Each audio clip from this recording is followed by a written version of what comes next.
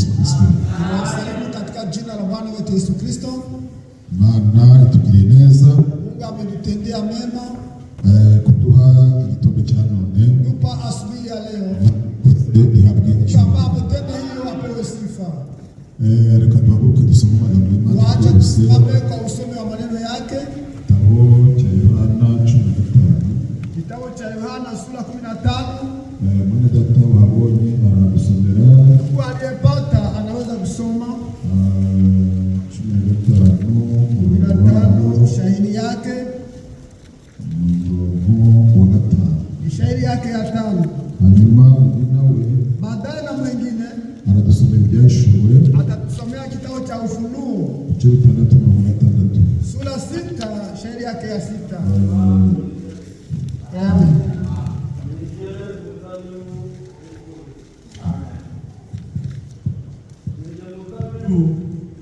namwe muramasha ubugaragu uguma muri nje nanje nkaguma muri we. Uwo niwe wera imbuto nyinshi kuko ari ntacyo mubasha gukora mutamfite. Amen. Ufunuo shahidi yake ya 6. Turasoma kuzirikwa mu Yesu Kristo.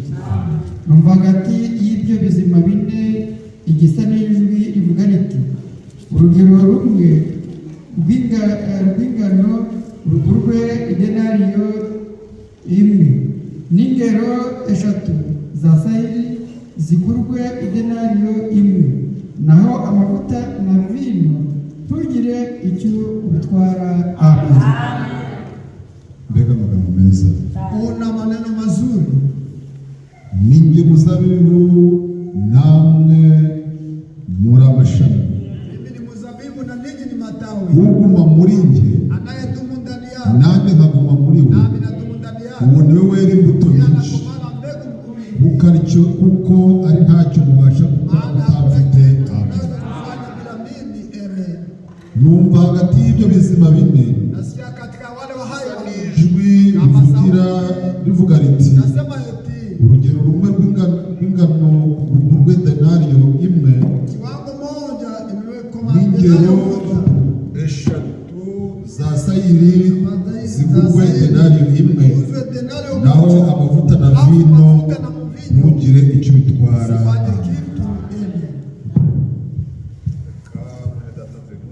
Wacha ndugu Venuste Adushyira akarimbo keza. atuwekee nyimbo nzuri. Hano hari imbeho, Nasikia hapa kuko baridi. wenda Imana itwongera akabaraga. Kutupa nguvu. Nubwo hari ubukonje, Nasikia baridi. ihangane ntabwo turi bubatinde. Subiri hatutawachelewesha. Hariho umwene data. Karibu ndugu Igice yangu. cy'indirimbo kimwe gusa. Kipindi cha nyimbo moja tu peke yake. Omere Imana mu mashyi.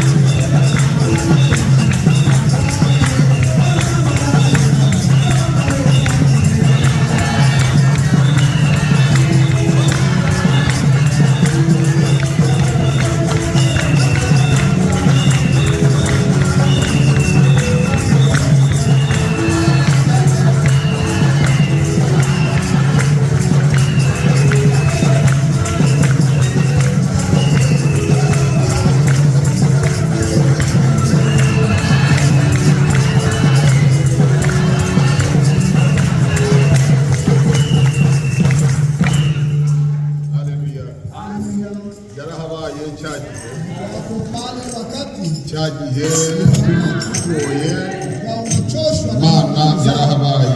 alikuwa kwako Uwiteka nahabwe icyubahiro mu izina rya Yesu Kristo. kwa jina la Yesu Kristo.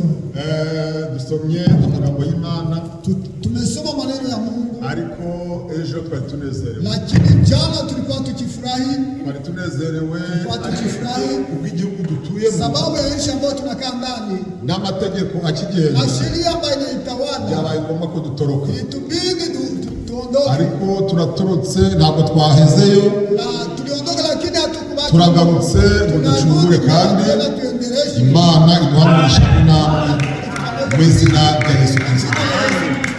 Ejo ni bangahe bateranye? Jana ni wangapi ambao walikusanyika? Imana ibambere umugisha Wabariki mu izina rya Yesu Kristo. kwa jina la Yesu Kristo. Byari byiza cyane. Ilikuwa vizuri sana. Ineza y'umuntu Wema wa Mungu niyo imuteramo. inasababisha kupendwa. Obadiya we yabihurije aravuga ati, Baadaye yeye alisema kwamba uko wagenje nawe niko bazakugenza, vile ulifanya ndivyo unafanyiwa, kandi ibyo wakoze yale ulitenda bizagusubira ku mutwe. itakuja kichwani chako. Kora neza wigendere, Tenda mema uende, ririmba wigendere, imba uende, terana wigendere, kunda abafurere wigendere, kunda abasere wigendere, kunda abakozi wigendere. Ibihembo biri hakurya. Ndabwira Imana nti ineza y'umuntu niyo imutera gukunda. Ntabwo umuntu bamukunda kubw'uburebure, kandi ntabwo bamukunda kuko amaze iminsi ku mesaje, ahubwo ineza y'umuntu we niyo imutera gukundwa. Ndasaba Imana muri uyu mwaka, ndahebahemba Umwuka Wera amperekeze n'ineza, abahakeneye ineza ndayibasabye bayihabwe mu izina rya Yesu Kristo. Yesu ageze ku musozi, Yesu alipofika mlimani aricara aravuga ati, alikaa akasema eti hahirwa abagwaneza heri wanaotenda mema, kuko aribo bazahabwa. maana ni wale watapewa ulimwengu. Fred Branham ari kuvuga ngo Namna anasema eti hari akanya Imana izahemba abagwaneza. alipa watu waliotenda mema. Mu cyanya cya ya myaka igihumbi Miaka elfu abantu bazarama nk'ibiti, watu watatupu kama miti, ngo maze Imana izafata abantu bamwe ukatashika bakoze neza ibahembe muri icyo gihe, nabo barame nk'ibiti. Ineza we ni umwenda udasaza, imari ni umwenda usaza vuba. Umwenda ukomeye ntabwo ari wagisi, umwenda ukomeye ni ineza. Abayikeneye bayihabwe. Ineza y'umuntu niyo imutera gukunda. kusababisha kupenda. Dawidi aterwa amagambo aravuga ati, Kwa maneno akasema eti ariko mu rubyaro rwa Sawuli nta n'umwe wasigaye hakuna mtu alibakia. ngo mwiture ineza Yonatani yakoreye. Atanipa Kora neza bazabyandika, kora nabi bazabyandika. Ibitabo by'urwibutso bazandika mu by'abapfuye, bazandika ineza yawe. Iminsi utazi ntabwo ari ngombwa mukore neza, lazima utende vizuri. ntabwo ari ngombwa ngo mukore neza Vizuri. mbihemberwa ako kanya. Iwe pale pale. Hari igihe Chantal azakora neza, Anatenda mema. umwana we azabihemberwa na Kabagema. Wanakawa jema. Imana ifite amakata y'ibiriramo. Ugakora neza uri muri Afurika, wagera muri Amerika ukabona urabihawe. Ugakorera neza Gerari, umwana wa Gerari ntakwiture, ahubwo umwana wa Musabe akazafasha umwana wa Frere Obed. Ibyo byose ni neza. Ineza ni umwenda udasaza. Kora neza wigendere. Abantu bose bari kubunga babuze aho baishyikizo, Mahali wanaweza kaa. bumva ngo babona mu mashyamba, bakageza ngo bari za barikare, bakarenga za barikare, bakongera bagakata, abandi bagasazira mu mashyamba. Inani iri kubakurikirana, ariko ineza we, ineza izaguherekeza aho uzajya hose. Nabwiye Imana nti nyabuna mwana we mpereza gukora neza. Abakoze nabi muri uyu mwaka Imana iduhereze gukora neza. Tenda vizuri mwaka huu. Arahari ariko yamugaye ibirenge, Hapo lakini alipata ulemavu wa miguu. bamwita nde? Wanamwita nani? Mefibosheti. Mefibosheti. Mefibosheti. Mefibosheti. mumuhamagara zihari. Muite afike hapa. Naambia frere Mephibosheth. Habari ndugu Mephibosheth. Habari huko waje kuona ukabona. Kama mimi naweza kuona. Ukabona Trump araguhamagaye. Bwana Trump anapita. Guranga umwana Elisa. Jambo wa mtoto Elisha. Nshaka kukugirira ineza. Nataka kutendea ineza kama jamaa yangiriye. Ambao ineza n'umwenda udasaza. Ineza wayikubisemo. Abadayimoni baraguhunga. Ineza we nta kindi tuzahemberwa. Imirimo dukora niyo bazandika. Ineza bazayandika n'ineza bazayandika. Nabwira Imana nti amavuta menshi ku murimo Imana yabasukeho mu izina rya Yesu Kristo.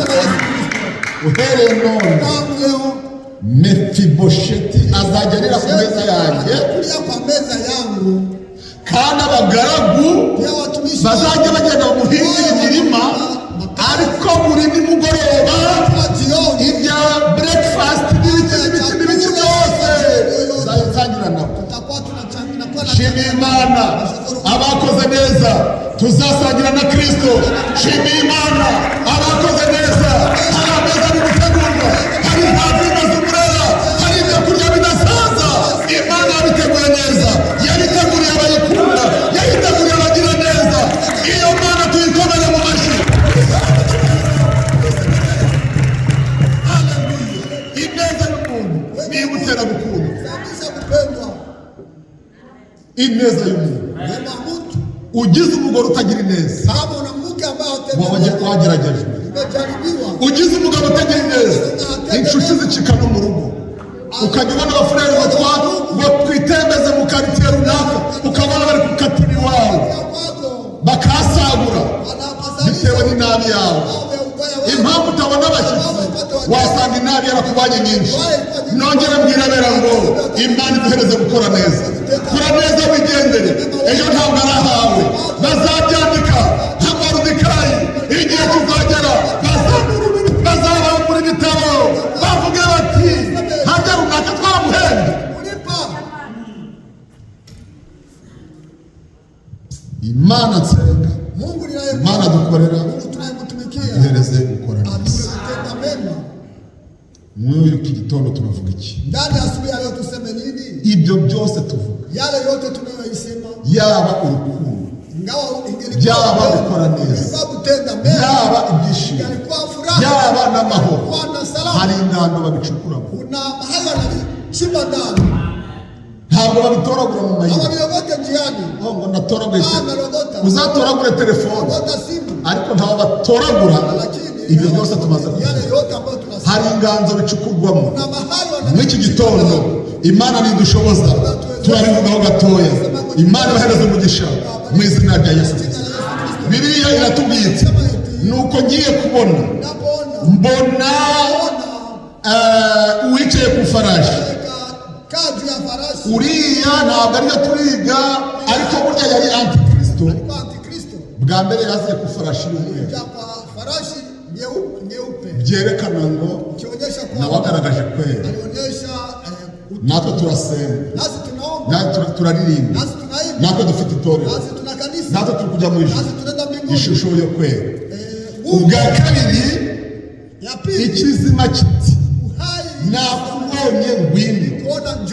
Bene data dufite Imana, nubwo ibibazo byaba byinshi, ikizima kiti ngwino rero. Ninde wahangana n'Imana? Ninde wahobera umuriro? Uraho umuriro we, umuriro uzagutwika. Uko utahobera umuriro uhangana n'izuba n'imirasire yawe, niko utazahangana n'Uwiteka. Abiringiye Uwiteka bameze nk'umusozi Siyoni utabasha kunyeganyega, ahubwo burya urahamye. Nongera mbwirabera ngo ibizima bine byateguwe kubwo kurwanya imbaraga ya Antikristo. Ubwa kabiri aziye ku farashi y'umutuku. Ntabyo tubivugeho, ariko noneho yaraje mu shusho yo kumena amaraso ya Yesu. Nibyo bya bintu uzasoma ngo hari imyuka iri kurira ku gicaniro ivuga iti nawe muzaza ryari, nawe muzaza ryari, nawe muzaza ryari, muhorere amaraso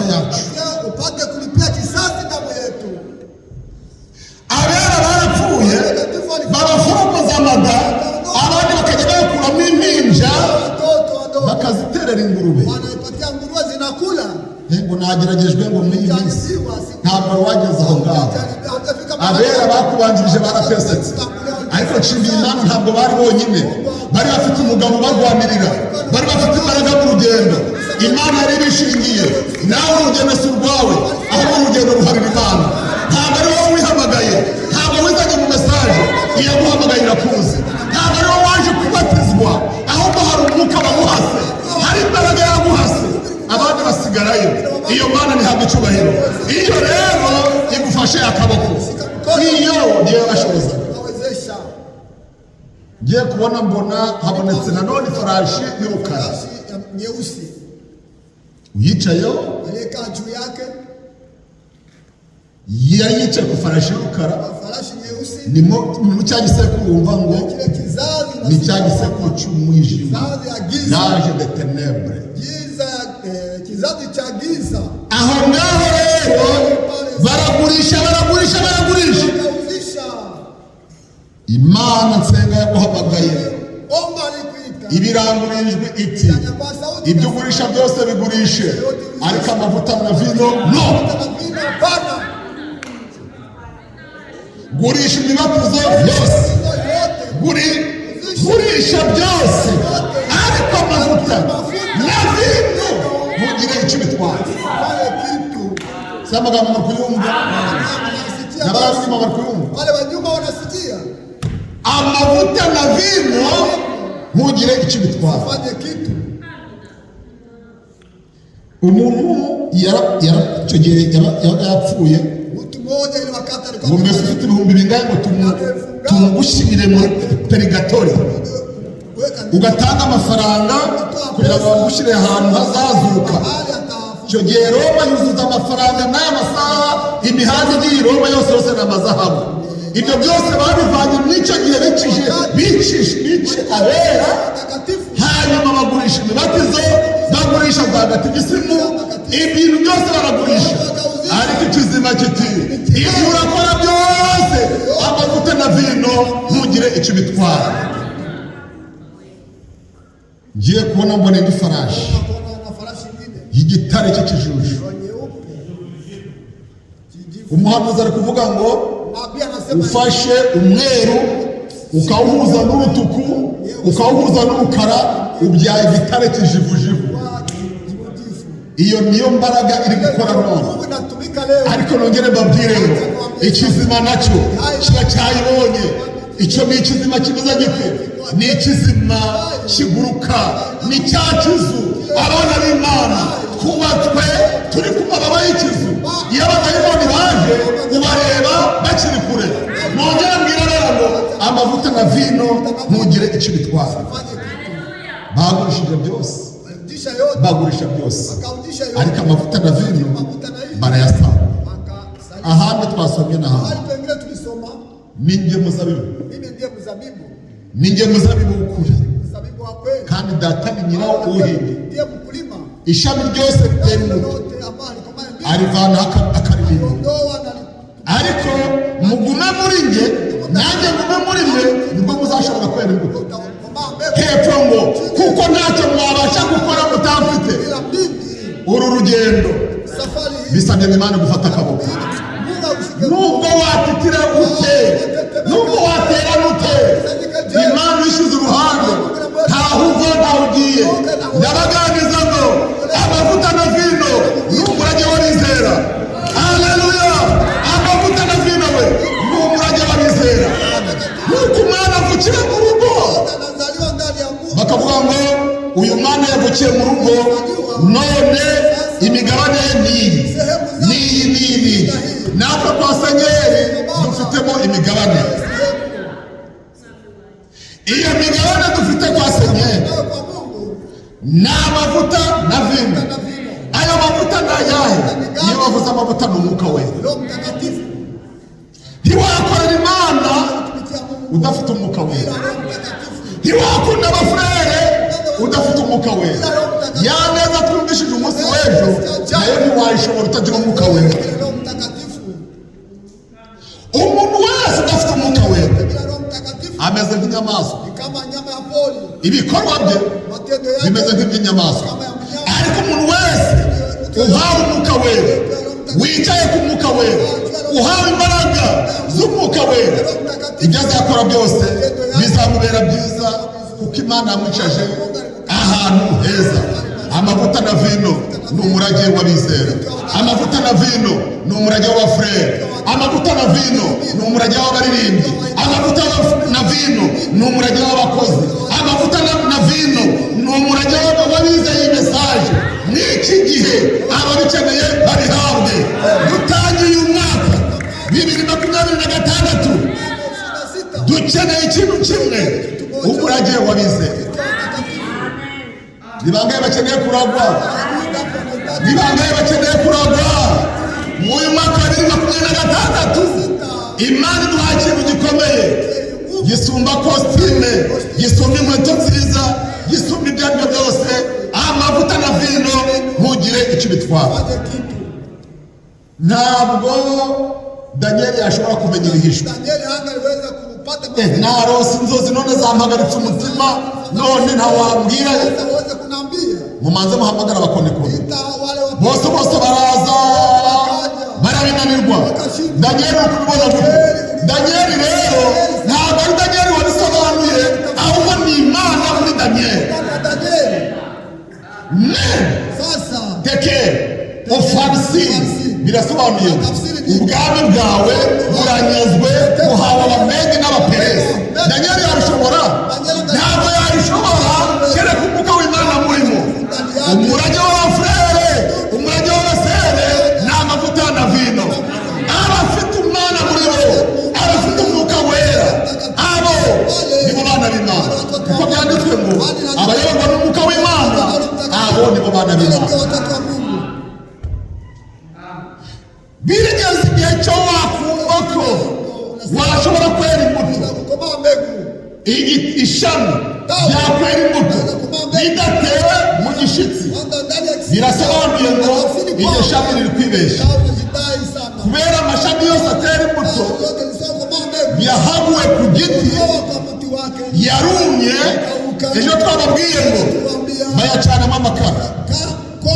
Amakara ni angahe? Ni amadolari 10. Ariko nayo ndi kwibaza, aya makara aracyafite ubuzima? Ubuzima bwavuyemo, kuko cya giti, rya shami ryahabwe kuri cya giti. Nuzaba mu mesaje bagategereza urukundo bakarubura, bagategereza ineza bakayibura, bagategereza amagambo meza bakayabura, ni weho wabaye igisitaza mu mesaje.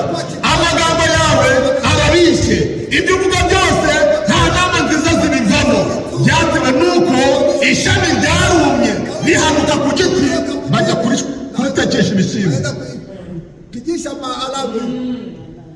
Umuntu nawe mu butumwa waretse inzoga fure, nzanazinywa. Reka inzoga, nzanazinywa. Reka inzoga, nzanayinywa. Ibyo birasobanuye ngo rya shami ryavuye kuri cya giti. Ubuzima bugaburira amashami ngo yere imbuto, ubwo buzima nta burimo. Ndabwira rero, mw'uyu mwaka Imana iduhereze ubuzima, mw'uyu mwaka Imana idukomeze. Ababyemeye ndabibasengeye babihabwe n'izina rya Yesu Kristo. Igihe kiba kigeze tutere kuba nk'abasepaki. Nigeze kubona umusepaki umwe k'igitari cyiza. Nguyu ni soliste di kubita igitari ku giti kitari. Noneho abantu baragiye kuririmbira, baragenda bananzira abe yinjiye mu kahoteli ko bapimiramo kanyanga. Unafika mahali unaambia kanyanga, ndamubaza mbega sinumva muri soliste. Simesikia wewe mpige none sinumva kano iyi kanyanga sarira iratuma mubitumurya neza. Ntabwo turi abasepake, ahubwo turi abagenzi bagana Siyoni. Haleluya! Hano ntabwo ari iwacu, ahubwo ubuzima dufite tukubora muri Kristo. N'imbuto twera nuko dutewe muri we. Abatewe muri we bera neza, bakera ibyishimo, bakera amahoro, bagakunda abafurere. Ariko igiti data atateye twabonye bakubise ishoka, walipiga shoka inaanguka. ajya muzi ukuntu kimeza ibyibuha. Unajua kitu cha kujikomalisha, usanga gifite ibibabi cyagagaye matawi makubwa, ariko wakitegereza neza ibyo twumvishije ngo ukabona cyenda gusa nacyo ngo ariko atari cyo, ariko ngo kirabyibushye gifite n'amababi manini, urebye nk'ibirorero wagira ngo nicyo, ngo ariko jya munsi ujyana inkongoro chini yake mahungu y'amata we na shauku ya maziwa, irabukubita umugeri na kupiga teke, iraguterera iraba urangeze wo muri Indiana, uzavuga ati yino ntabwo ari inka kumwe na ribe. Abitwa abafurere si bo bafurere, ibiyagirana byose si zahabu. Imana duhaye ijambo turikomera mu majwi, buri muntu wese yerekana ikimurimo, yerekana ishusho ye. Haleluya! kubera ntabwo twaje mu mesaje, nta muntu nakurikiye, nawe ntawe wakurikiye. Imana duhamagaye turayizi, Imana twizeye turayizi. Ntabwo umenye neza niba uri kumwe nayo, ntabwo niba warayiretse. Naho kuzuza intebe se byamarira, iyo nibereye mu rugo iwanjye nkajya nigira ukoze ndiryamira, uko niko abantu benshi bazasigara. Ishami ryose ridatera muri we ntabwo ryashobora kwera imbuto, ariko mugume muri nge nanjye ngume muri mwe. Haleluya! nibwo muzashobora kwera imbuto, kuko ntacyo mubasha gukora mutafite. Mwembe ko ntacyo mwakora Yesu adahari? Yesu naba muri wowe, imirimo ya Yesu izagaragara. Reka mbahereze urugero. Uzi impamvu utahinduka dusabe? Kugira ngo uhinduke nka dusabe bisabye guhabwa umwuka wa dusabe. Kugira ngo ube nka Venuste njya mbona manzara, njya mbona mbese uko ateye, kugira ngo ube nkawe bisabye guhabwa umwuka we. Naho nudahabwa umwuka we, ibyo uzakora byose bizabyita kwigana. Nanjye mu uyu mwaka Imana ndinde kwigana abafurere, ndinde kwigana abasere, ahubwo ngeneye ubuzima bw'Imana muri njye. Haleluya! kubera abari muri we, abarimo nibo bera imbuto. Ntiwakwera imbuto udatera muri we. Washobora gufata ivoka ukajya kurisoroma ku ndimu. Igiti cyose cyera gikurikije ubwoko bukirimo. Nubona umuntu avuga nabi, hari igihe wasanga ari kimeza, nawe ugasanga ari igiti cy'udata atateye. Kubera ababi bo bazarushaho kuba babi, ariko neza nabo bazarushaho kurabagirana, bazajya bava mu byiza bajya mu byiza. Kubera iki?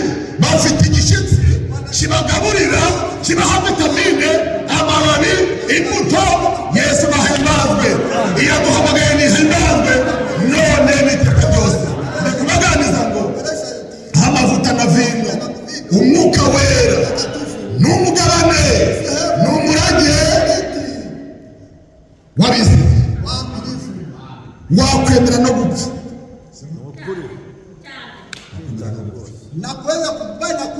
wakwemera no gupfa uzira uwo mugabane. Hano uko ndi kuhabona papa harahapa alikuwa mahali pake, harahaswa ryari mbongeza impapuro, dore baransinyiye, murebe uko reba hano. Umwe yagiye gukopera abantu bo mu maofisi ngo bamuhereze impapuro. Kuri gakondo abantu bemera no gupfa bitewe no kuvuga ko bagutanga gakondo yabo. Kubera iki? Naboti ati ahubwo wari ushaka banyica, ariko sinagwa gakondo. Kirazira kuguhereza gakondo ya data. Habona watu na kwica, undi na watu chatu gakondo gakondo, umurage w'abizera n'umwuka wera. Bene data bakundwa, ntabwo umwuka wera ari ugutitira.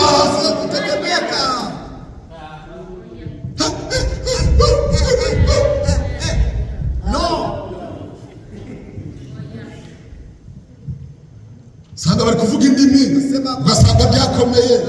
Oya, ntabwo ari umwuka wera. Umwuka wera ni imbaraga z'Imana. Umwuka wera ni ubuzima bw'ijambo. Umwuka wera ni imbaraga z'Imana muri wowe. Umwuka wera ni aya magambo atuye muri wowe. Abafite umwuka wera, abayoborwa n'umwuka wera, abo nibo bana b'Imana. Bavuga nk'Imana, bakora nk'Imana, bagenda nk'Imana. Murabyemeye? Ngewe rero kuko hano nuzuye umwuka wera kandi ukivuga nabi. Mfite umwuka wera undebe gutya. Ni umuririmbyi wa kera kandi ugikorana bya bindi.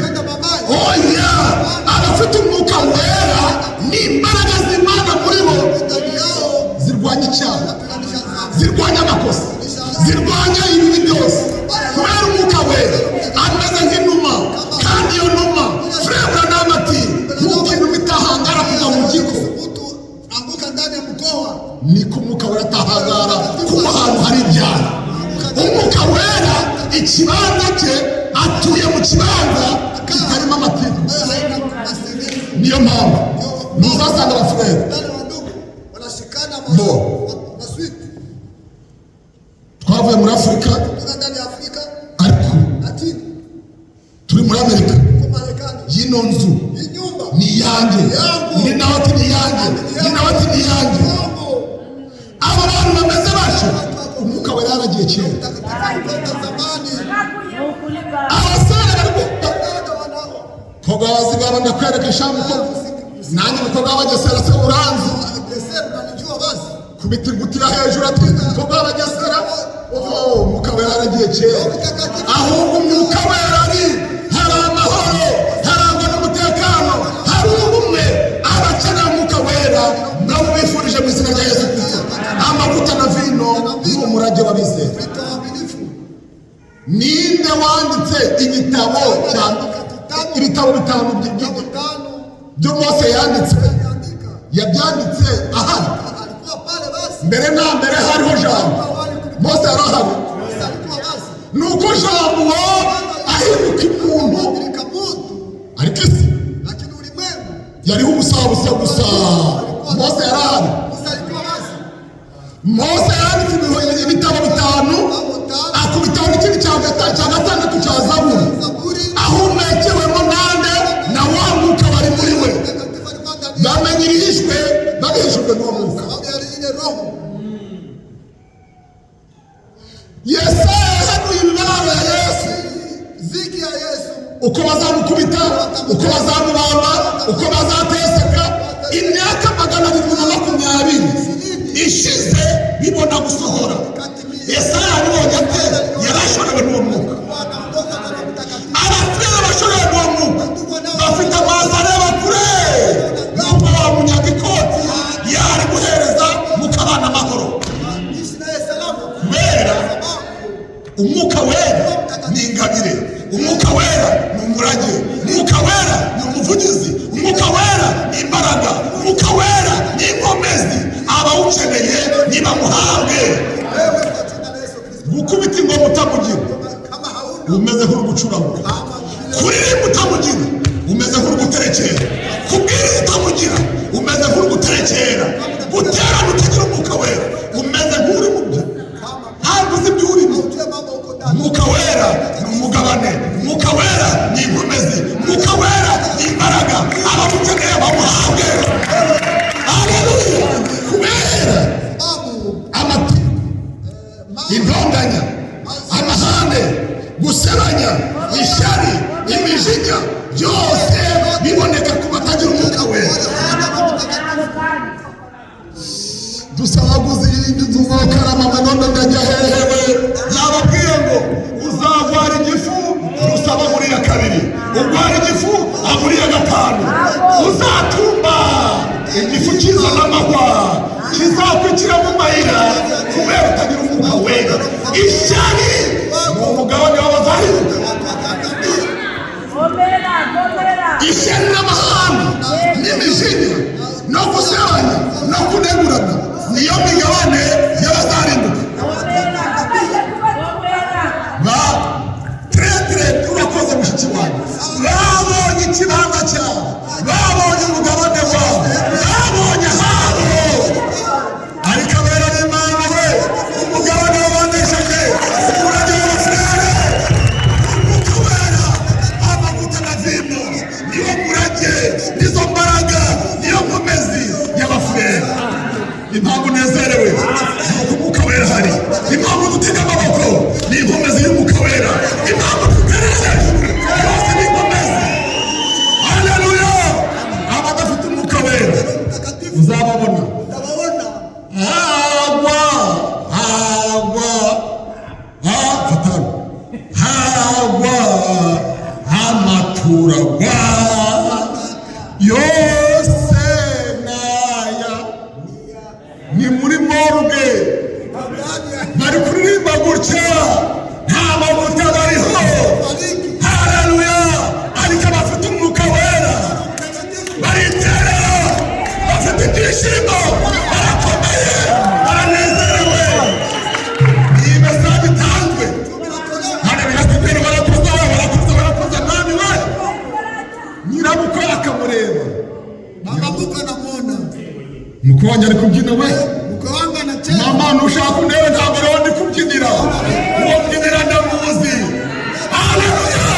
abafite umwuka wera ntabwo bakabona abanyirabukwe ntabwo basebukwe ahubwo Dawidi ati muhangaye kunseka jyewe uzapfa utabyaye. abaramuvumye kubera yari ari kubyinira Imana. umwuka wera ni umugabane, umwuka wera ni umurage, umwuka wera ni imbaraga mu rugendo.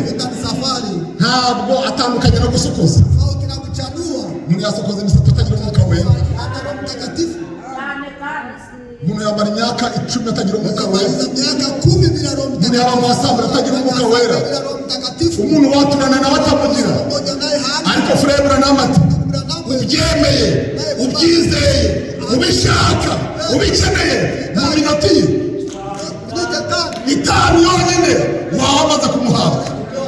bamuhabwa bati iyo wumvishije ijambo ry'Imana mw'iryo jambo harimo imbaraga z'umwuka wera.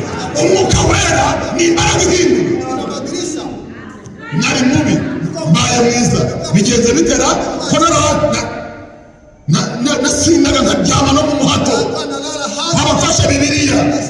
imbaraga z'umwuka wera. umwuka wera ni imbaraga ihindura. abakobwa ntibakwambara ibigufi umwuka wera arahari. umwuka wera aratunga urutoki akaba abikuyemo kubera iki? hari ijwi rimwongorera ntimugase n'ab'isi ntimukishushanye nabo. hari amagambo umuhanuzi yavuze aravuga ati hari imbaraga y'ubwari iyo umukobwa yayitakaje ngo abasore bose bamukorakora ku mabere aho bashaka hose ngo kuko ubwo bwari niyo mbaraga yamuvuyeho. ariko iyo mbaraga ihari ni kure cyane. iyo mbaraga ndayibakeneye abagabo babatinye imyukanire babature. iyo mbaraga ni imbaraga y'umwuka wera. uyu mwaka wose abagabo babatinye. uyu mwaka wose imbaraga y'umwuka wera ndayibakongereye.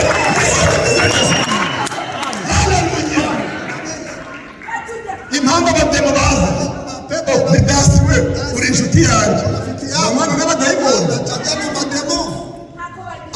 dasi dutembe oya. uyu ni umwaka wanjye n'Imana. uyu ni umwaka wanjye n'umwuka wera. inshuti yanjye n'umwuka wera. bambaye bakeneye kurwana n'umwuka wera. haleluya! mwana nawe ugihumeka azakubera inyunganizi. mwana nawe ugihumeka azakubera igisubizo. bene data bakundwa, Imana umugisha mu izina rya Yesu. niwe wari wihishe mu gicapo gitaka bari gutonganya ngo babuze amazi kanihishe mu gitare noneho ngo yavuze kugikubita nanjye ndazana amazi ntabwo yari Mose n'Imana mu gitare aleluya ntabwo yari Mose n'Imana muri Mose kanihishe mu sanduku noneho abazajya bayikoraho bizabarebe Imana irihishe frère n'amati yese cache ese le vers dans la simplicité Imana irihisha ikishura mu bintu byoroheje mu gisanduku cyohetse kumbe Imana iri ariko babwire ngo abafilisitiya bahinyamye ikabateza ibishuko yego ibibyimba we iyi Mana se data nayisubize iwabo kiratumara bo reka tuyishyire hamwe na Dagoni ikigirwamana cyacu turebe ko barahangana ninde wahangana n'Imana yawe ninde wahangana n'Imana yawe ifite imbaraga zitangaje irakomeye cyane reka tuyikomere mu mashyi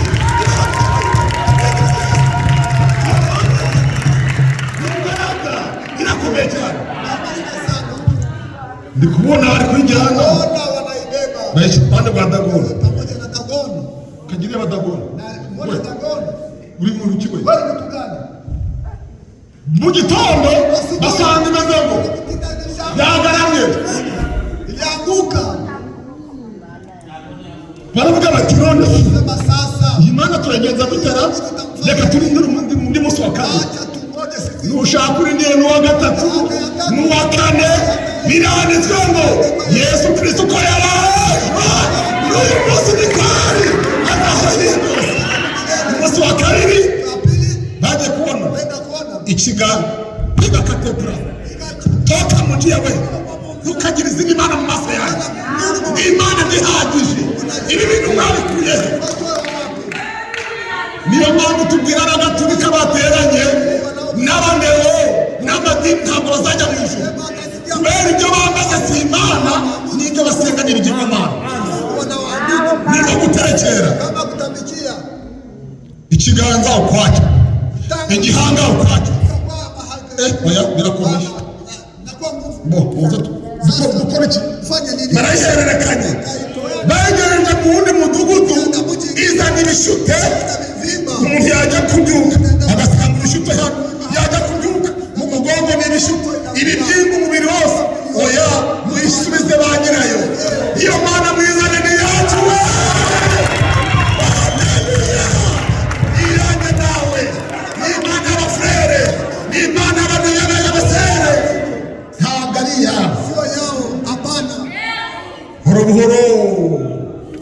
buhoro reka nkubwire nugera mu bibazo ntuzirwanirire iyo Mana uzayireka yirwanirire mbese uyishurishije amaboko uyisumbye imbaraga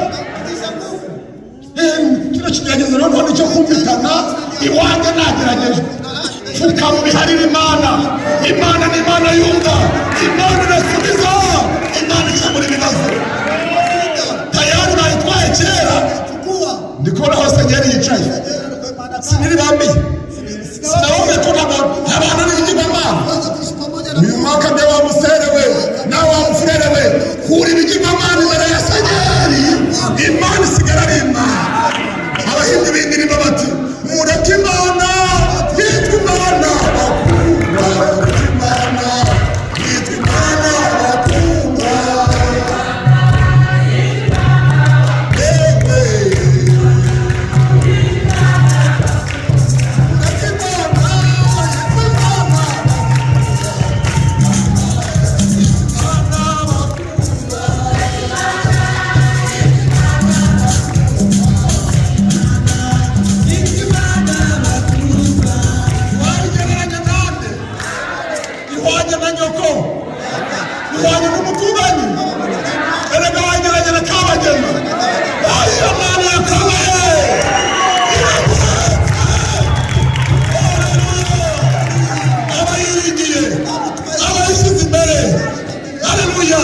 izabarwanirira no kutuzamura izatuzamura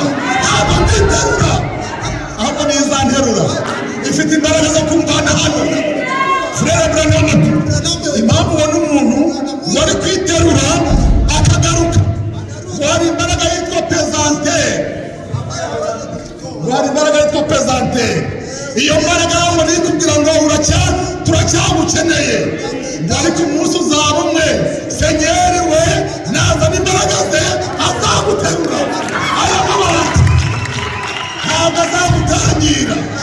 Iyo Mana ndayishimiye, iyo Mana ndayikorera, iyo Mana niyo gukomerwa mu mashyi, iyo Mana niyo gushimaye.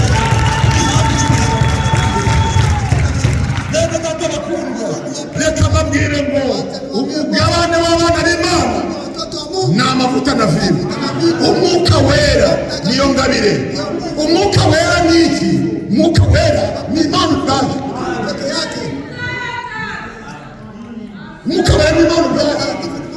Uko nabanye na Mose, uko nabanye na Mose niko nzabana nawe.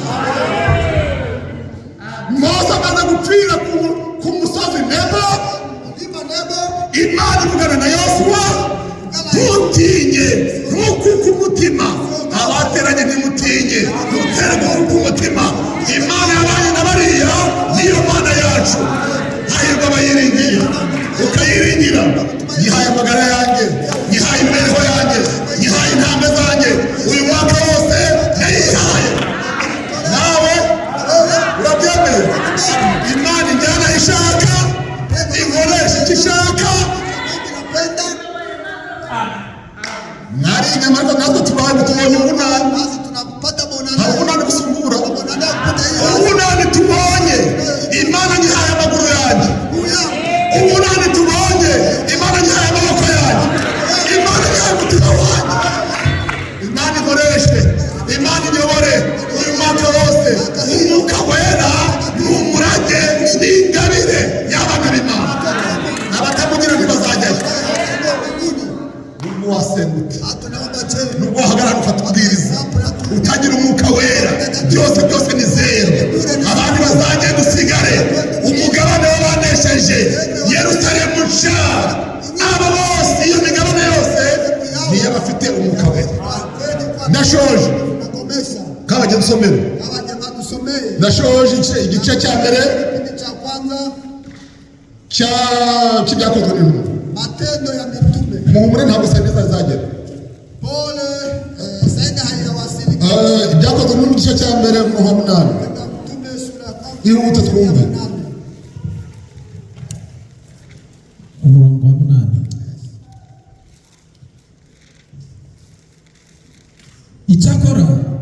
Icyakora muzahabwa imbaraga, Utapewa nguvu. umwuka wera n'abamanukira. uretse Fred Amen. kabagema nasoma ayo magambo Some maneno haya. utere kuvuga ngo ni ayaba runaka, ahubwo iryo sezerano ryijyanye Imana irisohoze none. Subiramo ngo icyakora muzahabwa imbaraga, Utapewa nguvu. umwuka wera n'abamanukira. icyakora muzahabwa imbaraga umwuka wera. Kumva umwuka wera atatumanukiye nta mbaraga. Icyakora muzahabwa umwuka wera, muzahabwa imbaraga, umwuka wera n'abamanukira. Umwuka wera adahari nta mbaraga. Situyemeranije imbaraga bazihabwa ryari? Soma. Umwuka wera n'abamanukira.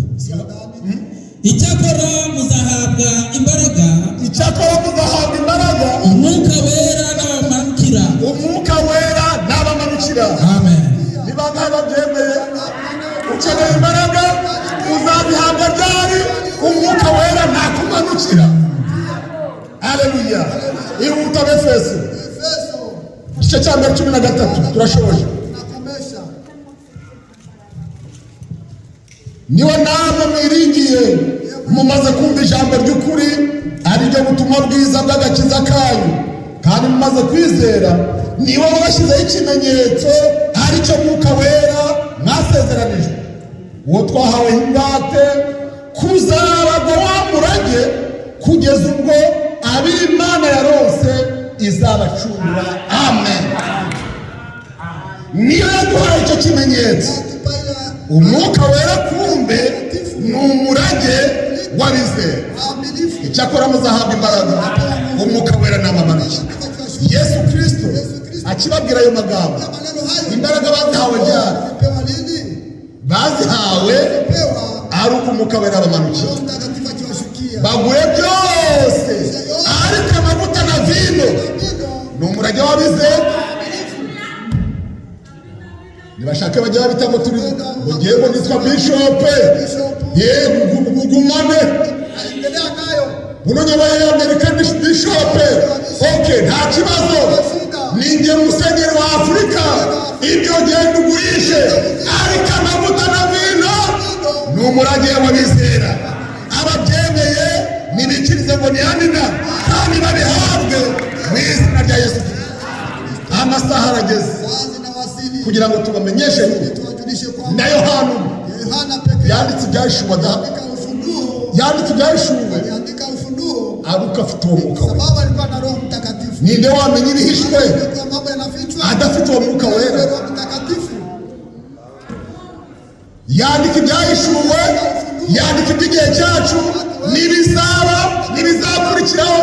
Imana imuhamagara imukiza amataratara yo kureba Yerusalemu imyaka 1000 ubukwe bw'Umwana w'intama no mu iteka byose kuri wa musozi kuri cya kirwa cya Patimo niho yabyandikiye abiheshejwe nande n'umwuka wera.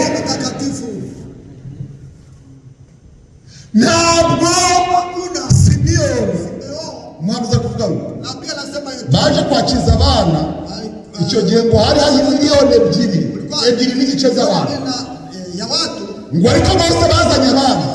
Simiyoni arondora umwana mu bana yamubona ate atagira umwuka wera? niyo mwongoreye ngo nguriya abaragiye rero abaramucigatiye ati mwami we sezerera umugaragu wawe kuko byari binarindiye ngibi nabibonye.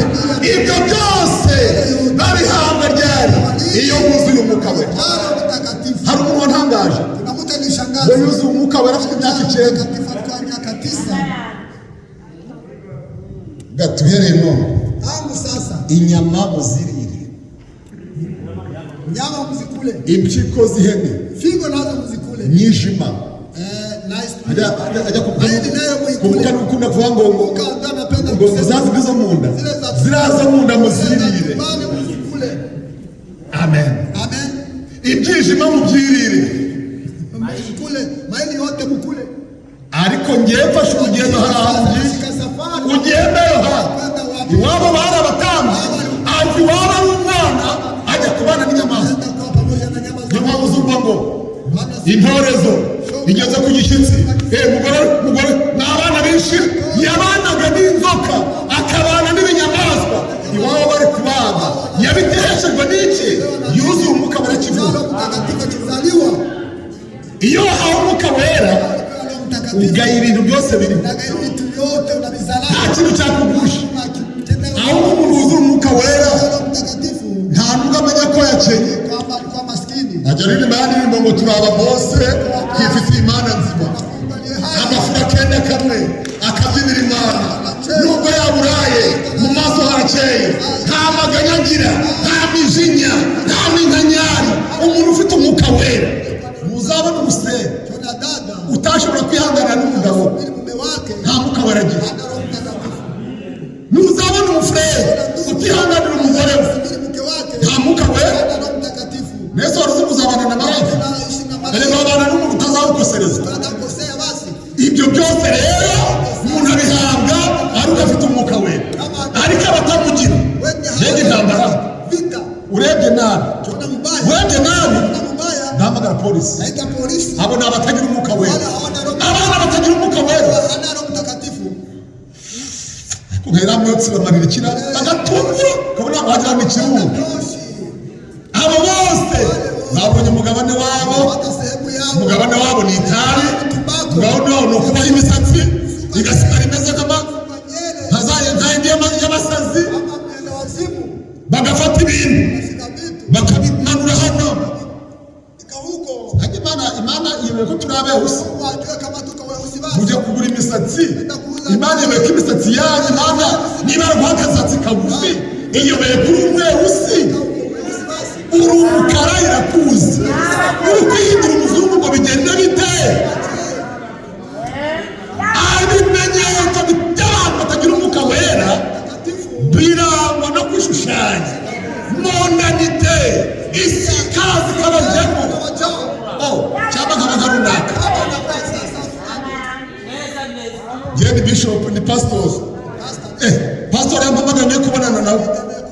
wahagera ugasanga ni umugore, Jana ni mwanaume. kumbe waruze ni umugabo. Kwa nafikiri mwanaume. Mama pastor ari hehe? Kandi pastor abantu batagira umwuka wera, abagore b'abapasitoro, abatagira umwuka wera, b'amamatari, abatagira umwuka wera ni desordre gusa. Ni mambo ya mafarakano tu. Imana muri mwaka ingabire umurage w'abizera n'umwuka wera. Mana na umwuka wera abawukeneye Imana yubahereza. Ariko Lakini tere gusigana kavini siache na vinyo. kuko vini Vinyo. ni ugushamuka. Ni kuchangamuka. Twagize ngo tubabwire ikintu kimwe, Nini tuambie kitu. ntabwo turi muri moruke, Hatuokani. twebwe iwacu ni bazima. Abo tubyara n'ibihinja n'igihinja gihaguruka, n'ibihinja bifite imbaraga, ntabwo ari ibiryana. Kanguka oya, ntabwo tubahendahendesha indirimbo, ahubwo izo mbaraga zibarimo, birememo. Iyo bashyize y'imbyino nkunda twayiramya we niyo mpamvu ntabwo muhimbahimba ni imibereho yabo. Vino ni ugushaguruka, Imana ibasukaho ka vino mugasome. Abakanyoye baranezerewe, nubwo afite amadeni ntiwabimenya. Niba yaburaye aranezerewe, amadini yaje aranezerewe, akazi kabuze aranezerewe. Amavuta na vino ni umurage w'abizera. Haleluya, aranezerewe cyane. Cyora wishimye. Sauga nafurahi sana. Branham aratubwiye ngo Kama nitambia nuko hari umufurere wagurishaga inyama, wapimira inyama senyeriwe gloire à Dieu, warakoze mwana.